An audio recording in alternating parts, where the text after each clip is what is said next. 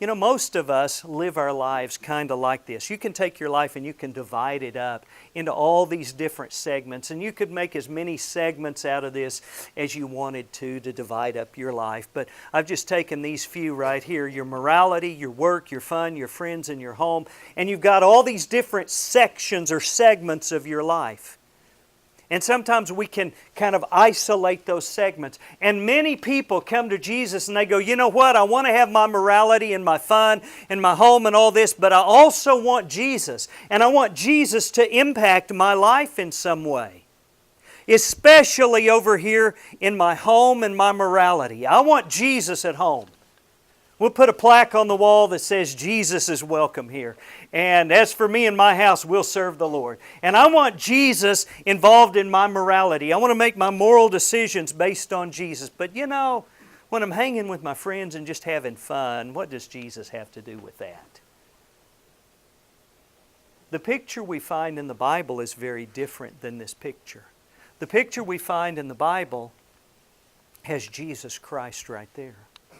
You see, Jesus for a Christian is the center of all things.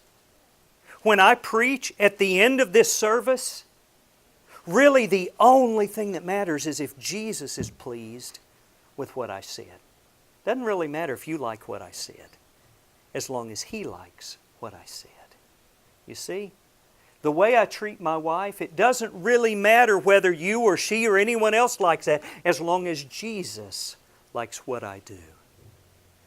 In all areas of my life, and what I do for fun and work and morality. Does Jesus have anything to do with your morality? Did you know that most atheists believe you ought to be a good person? Most atheists believe you shouldn't cheat people, and you shouldn't steal, and you shouldn't lie, and you shouldn't commit adultery. Most atheists believe you probably shouldn't do that stuff. Most of them that I know. They teach you need to be a good person.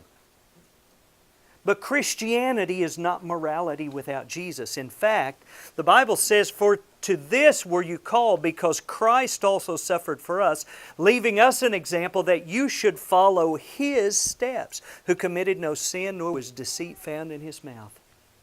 You see, it's not just good enough to just be a person who doesn't commit certain sins.